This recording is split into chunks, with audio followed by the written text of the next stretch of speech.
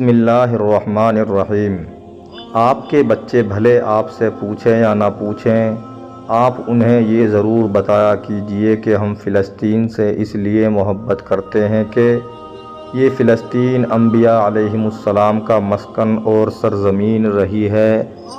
حضرت ابراہیم علیہ السلام نے فلسطین کی طرف ہجرت فرمائی۔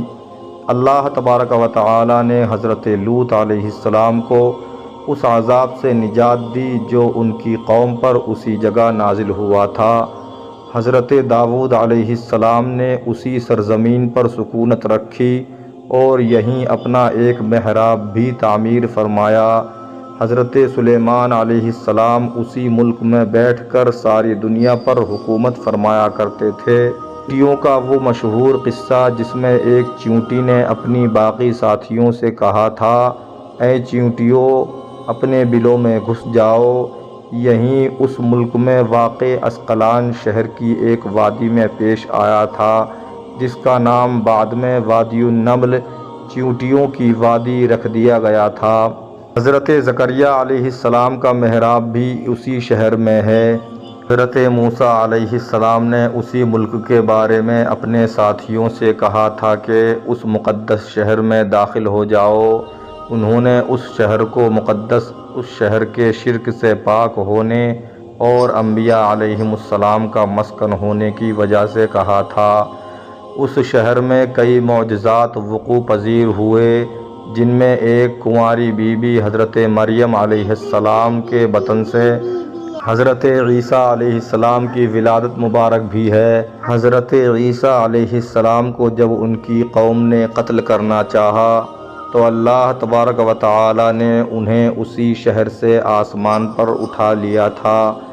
ولادت کے بعد جب عورت اپنی جسمانی کمزوری کی انتہا پر ہوتی ہے، ایسی حالت میں بی بی مریم کا کھجور کے تنے کو ہلا دینا بھی ایک معجزہ الہی ہے۔ قیامت کی علامات میں سے ایک حضرت عیسیٰ علیہ السلام کا زمین پر واپس تشریف اسی شہر کے مقام سفید مینار کے پاس ہوگا۔ اسی شہر کے ہی مقام باب لدے پر حضرت عیسیٰ علیہ السلام مسیح دجال کو قتل کریں گے۔ فلسطین ہی ارض محشر ہے۔ اسی شہر سے ہی یاجوج ماجوج کا زمین میں قتال اور فساد کا کام شروع ہوگا۔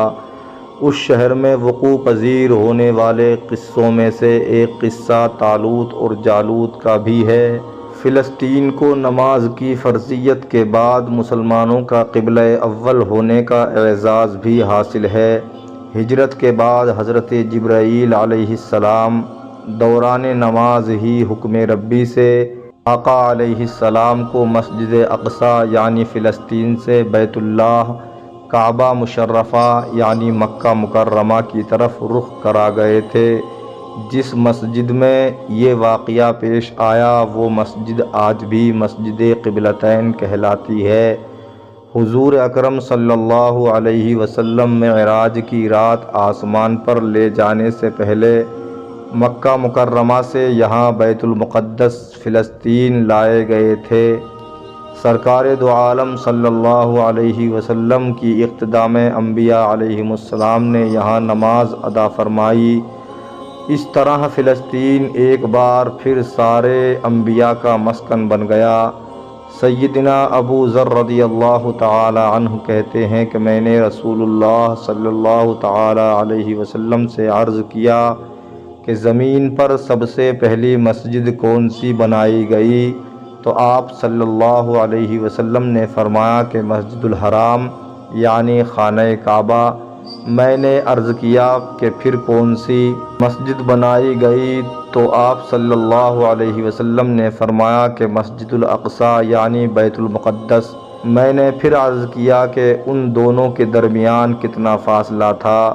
آپ صلی اللہ علیہ وسلم نے فرمایا کہ 40 برس کا، اور تو جہاں بھی نماز کا وقت پا لے وہیں نماز ادا کر لے، پس وہ مسجد ہی ہے۔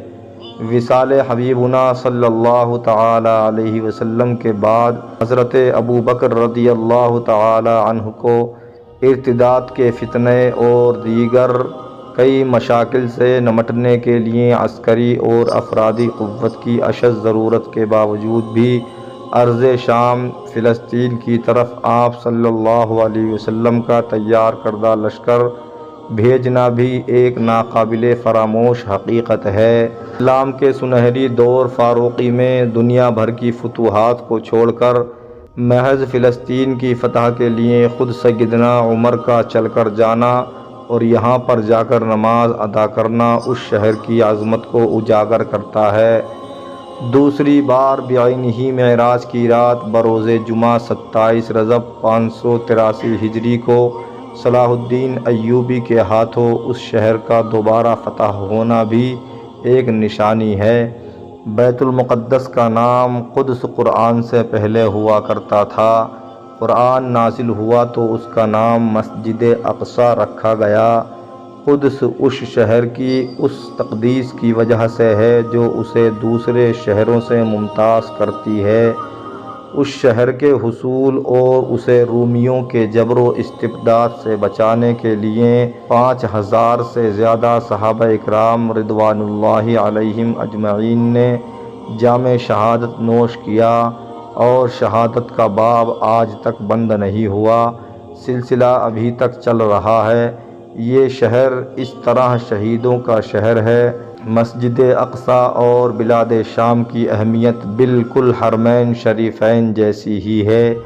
جب قرآن پاک کی یہ آیت والتین والزیتون وطور سینین وہذا البلد الامین نازل ہوئی تو ابن عباس کہتے ہیں کہ ہم نے بلاد شام کو التین انجیر سے، بلاد فلسطین کو الزیتون زیتون سے، اور وطور سینین کو مصر کے پہاڑ کوہ طور جس پر جا کر حضرت موسیٰ علیہ السلام اللہ پاک سے کلام کیا کرتے تھے سے استدلال کیا، اور قرآن پاک کی یہ آیت مبارک وَلَقَدْ كَتَبْنَا فِي الزَّبُورِ مِن بَعْدِ الذِّكْرِ أَنَّ الْأَرْضَ يَرِثُهَا عِبَادِيَ الصَّالِحُونَ سے یہ استدلال لیا گیا کہ امت محمدیہ حقیقت میں اس مقدس سرزمین کی وارث ہے۔